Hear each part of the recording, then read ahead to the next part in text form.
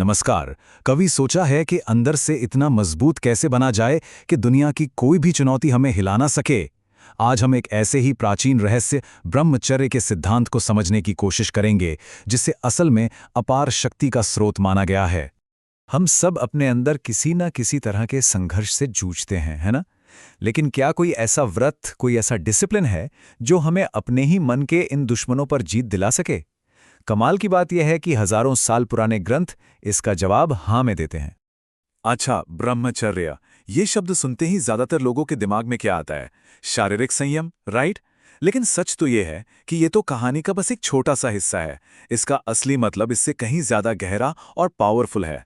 तो चलिए समझते हैं कि आखिर ये है क्या। देखिए, ब्रह्मचर्य ये शब्द दो हिस्सों से बना है। ब्रह्म मतलब परम सत्य, दी अल्टीमेट ट्रूथ, और चर्य मतलब उस रास्ते पर चलना। तो इसका सीधा सा मतलब हुआ एक ऐसा लाइफस्टाइल, एक ऐसा आचरण जो हमें परम सत्य की ओर ले जाए। और मजे की बात यह है कि ये सिर्फ कोई स्पिरिचुअल चीज नहीं है, ये तो दुनिया में सक्सेस पाने के लिए भी एक रॉक सॉलिड फाउंडेशन की तरह है। और यहीं पर इस सिद्धांत का असली महत्व समझ में आता है। शास्त्रों के अनुसार इस डिसिप्लिन के बिना आत्मज्ञान, या जिसे हम सेल्फ रियलाइजेशन कहते हैं, या फिर जीवन का जो सबसे बड़ा लक्ष्य है मोक्ष, वहां तक पहुंचना लगभग असंभव माना गया है। तो सवाल ये उठता है कि यह प्रैक्टिस काम कैसे करती है? असल में ये सेल्फ डिसिप्लिन की वो पावर है जो हमारे चारों तरफ एक तरह का प्रोटेक्टिव शील्ड, एक सुरक्षा कवच बना देती है। अब देखते हैं कि यह कवच हमें बचाता किससे है।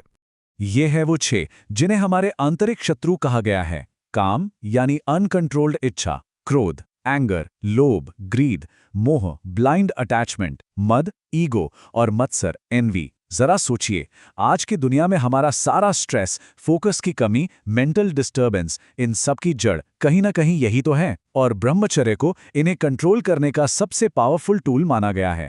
तो ये जो ढाल है, ये जो शील्ड है, ये काम कैसे करती है? ये बिल्कुल एक रक्षा कवच की तरह है। एक ऐसी शील्ड जो हमें हर तरह के मेंटल और स्पिरिचुअल पोल्यूशन से बचा कर रखती है। ये हमें भटकने से रोकती है, गिरने नहीं देती। ठीक है, डिसिप्लिन तो बहुत है, पर इसका रिवॉर्ड क्या है?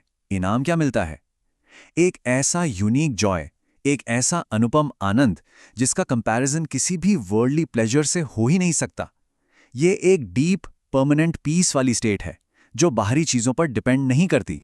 जब भी बात होती है लिमिटलेस पावर, इंटेलिजेंस और डिवोशन की, तो एक ही नाम जहन में आता है ना, हनुमान। और उनका जीवन इस प्रिंसिपल की पावर का शायद सबसे बड़ा एग्जाम्पल है। कभी सोचा है, हनुमान जी की वो इमेंस पावर, उनकी वो शार्प इंटेलेक्ट और अनवेवरिंग डिवोशन, इसका सोर्स क्या था? माना यह जाता है कि उनकी इन सभी डिवाइन पावर्स की फाउंडेशन उनका ब्रह्मचर्य का दृढ़ता से पालन करना ही था। हनुमान जी की कहानी तो एक जबरदस्त एग्जाम्पल है, नो डाउट। पर यह कॉन्सेप्ट आखिर है कितना पुराना? इसकी जड़ें हमारे सबसे एंशिएंट स्क्रिप्चर्स तक जाती हैं। और ये बात इसकी एंटिक्विटी को प्रूव करती है। ब्रह्मचारी शब्द का सबसे पहला मेंशन पता है कहाँ मिलता है? ऋग्वेद में, जो कि दुनिया के सबसे पुराने टेक्स्ट में से एक है। मतलब ये हजारों सालों से ह्यूमन कॉन्शियसनेस का एक हिस्सा रहा है। तो इस पूरी बातचीत का सार क्या निकलता है? इस डिसिप्लिन को इतना हाई रिगार्ड, इतना ऊंचा दर्जा आखिर क्यों दिया गया है?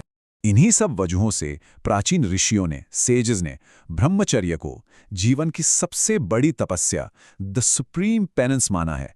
क्योंकि ये सिर्फ एक प्रैक्टिस नहीं है, ये सेल्फ मास्टरी का, आत्मविजय का रास्ता है। और आखिर में एक सवाल, आज की इस फास्ट पेस्ड लाइफ में जहां हर तरफ हजारों डिस्ट्रैक्शंस हैं, क्या इस एंशिएंट प्रैक्टिस की कोई रेलेवेंस है? क्या इसका कोई महत्व बचा है? ये एक सोचने वाली बात है ना?